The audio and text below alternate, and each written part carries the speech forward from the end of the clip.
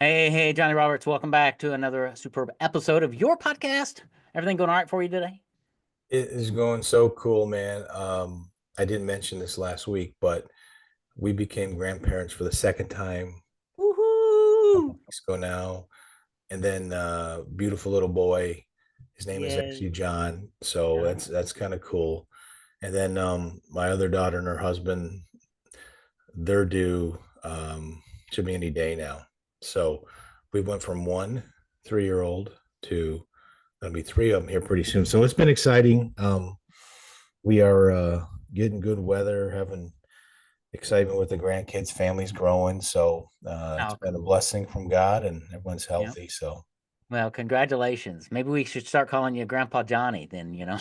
absolutely, man. I gotta get rid of any other pepper that I have in my hair is gonna be going away now that I'm a three-time grandpa. It's gonna be all salt. I think it's going to But be that's great. okay. I love it. That's My right. wife One of does. my That's all right. You know what I mean? That's all one right. of my favorite proverbs is gray hair is the glory of the aged. It is achieved through a righteous life. And so we'll give that one to you, brother. Absolutely. We'll take it. A little bit of wisdom here and there, Yeah. and That's yeah. right. Well, speaking of wisdom, let's talk wisdom in retirement planning and how can we get more tax-free income in retirement by utilizing a tool that we're talking about in this mini series of life insurance. Let's talk about that. How can somebody use a life insurance policy as part of their retirement income to help supplement that and do it tax-free, right? Yeah, so life insurance, like anything, has kind of developed over the years. It's like any life insurance is a product, right? It's a product to fulfill a need. Yep. And like any product out there, they do more advancements or add more features or bells and whistles. You bought a car 30 years ago, you had to roll your window up by moving your hand in a circular motion, Yeah. which our kids probably would look at that. How do you roll this window up? You know, now it's a push button.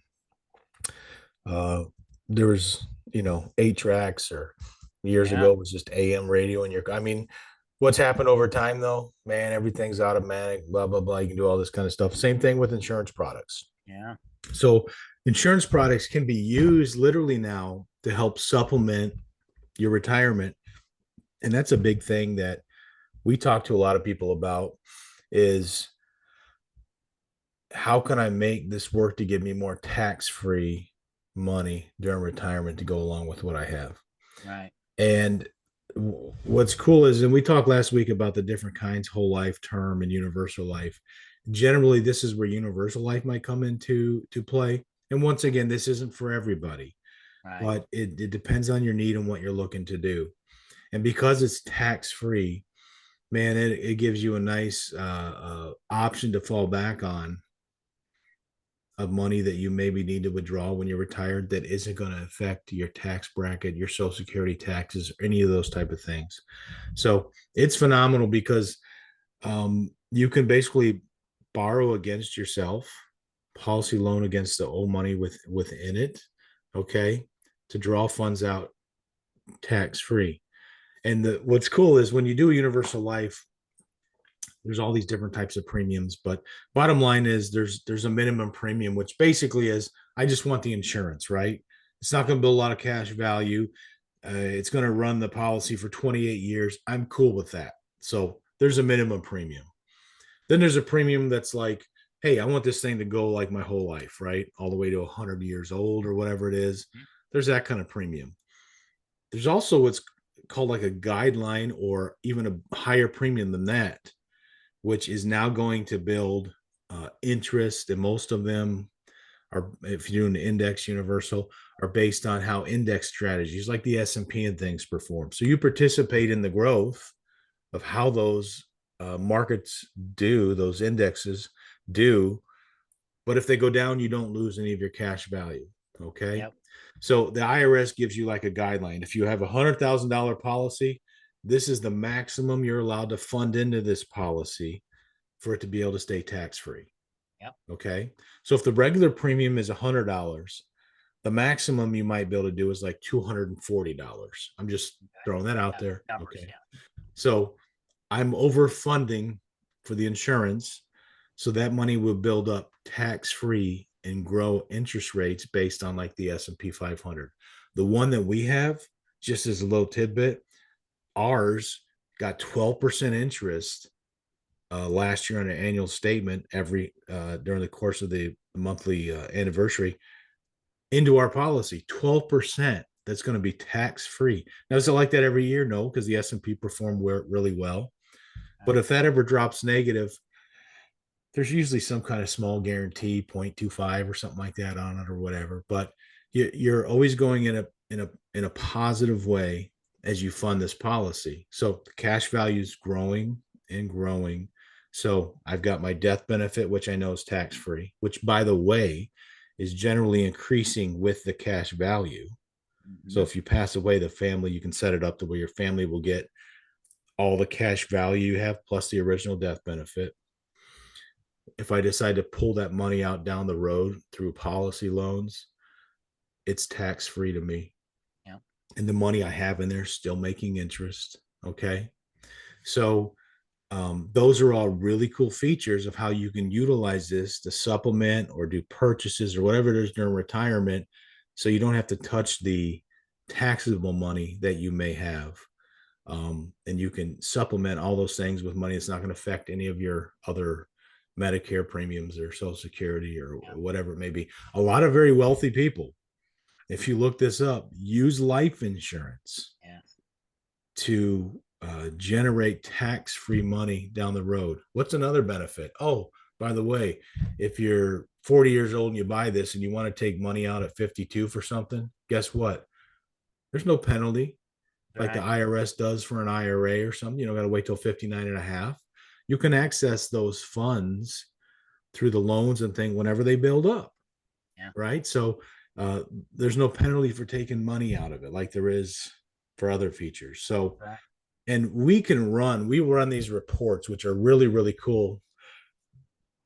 Say someone's putting 5% in their 401k because the company matches 5%, Mm-hmm. but maybe they're actually funding it at 10. So they're putting an extra 5% in a 401k, which is, we know, taxable and could be variable and all this kind of thing. You can run a report that says, I'm going to keep putting the money in my 401k up into what the company matches, because that's free money. Right. But anything above that I was doing, what if I put that into one of these index universal policies? How does that look and how does that compare? And you'll be amazed how well those will perform. Because remember, we're not looking at amount, we're looking at value.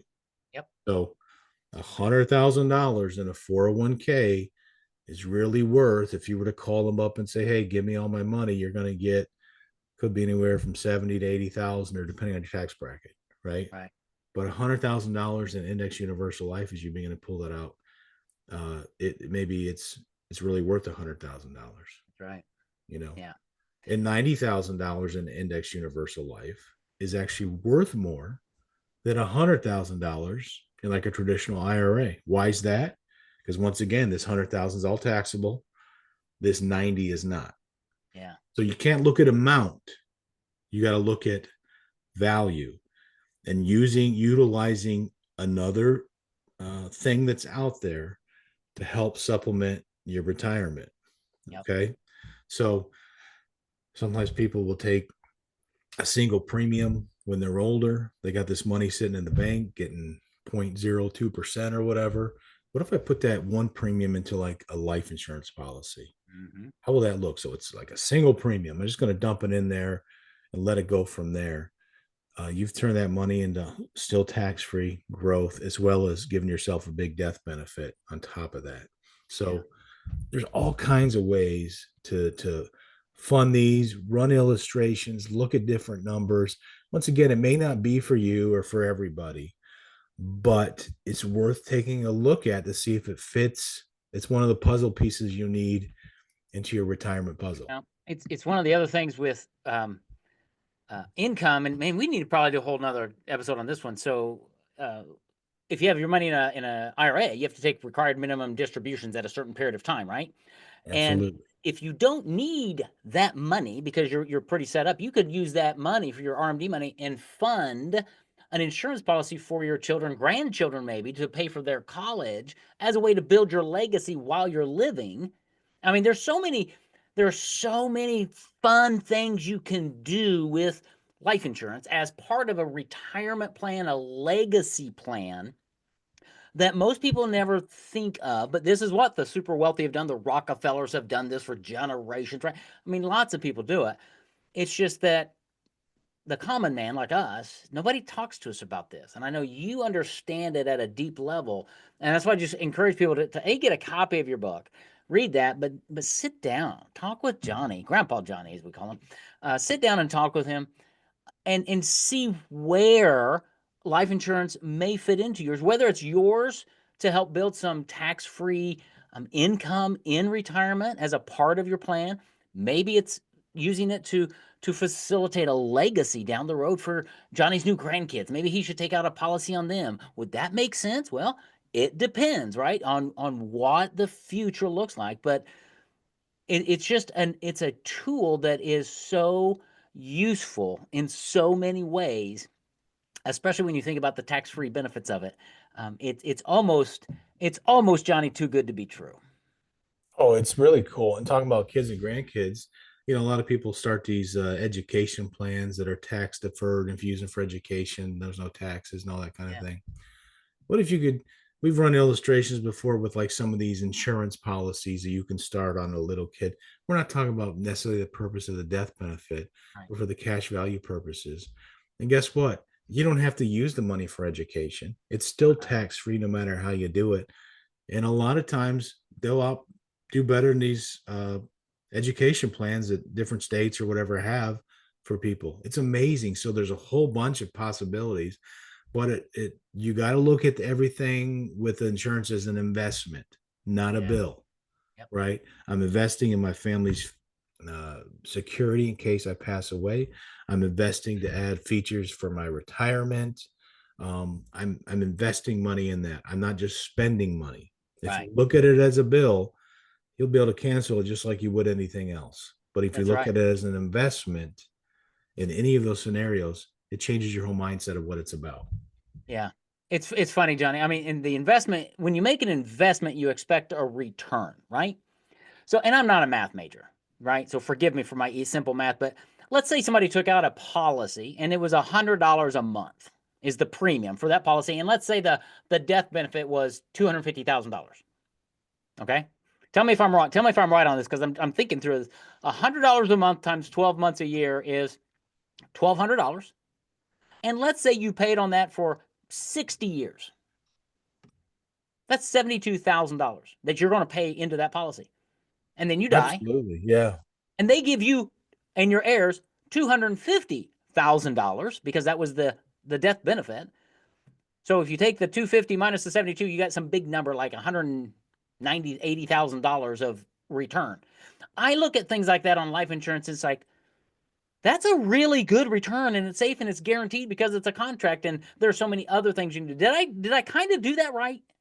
Yeah, absolutely. It's I mean, it's an investment we don't like to talk about because we have to die for certain Well, part of that's it, right. but the cash value eventually in these products will Yeah, supersede what you paid into it. And absolutely. remember, it's all tax-free money. Yeah. It's all tax-free money. So that is just such a great way to look at it, and not just, man, I spent 50 grand on this policy. I could have just put it in the bank and got. No, you couldn't have, because you wouldn't have, You wouldn't have. right? That's You right. wouldn't have done it. Why haven't you been doing it for the last 20 years? All right. You No, this know, is because you life didn't. insurance is one of those things, man. It's so important, and I think people just overlook it. They don't see the value. You were talking earlier about value. They don't see the value, the compound interest, the tax-free benefits, and how it can help you during your life, but also after your life to pass a legacy on to for future generations and help them do a lot of fun things. So we've got so many more episodes to do on this because it's such a great topic. And again, it's one tool that's in your big toolbox of retirement planning to help people retire at new heights. This is one way to do that because you're leveraging a tool that is you put in $1, you're going to get back 3 or 4 or 5 when it's structured properly. That is how you retire at new heights. happens to be the title of your Amazon best-selling book that you happily give people for free if they just reach out and go to your website, retireatnewheights.com, have a meeting with Johnnie, talk about life insurance, talk about legacy, talk about how do you want to retire at New Heights? And have that conversation because he's got so many tools in that big toolbox of his. And I'm sure he'll show you pictures of his new grandbabies as well. So, Oh, absolutely. Proudly. Johnnie, thanks, man. Thanks for talking about this. We're going to come back and do some more episodes because this is such a critical topic for people. But you go hug those grandbabies, and we'll talk to you next week. Thanks, Mike. Have a good one.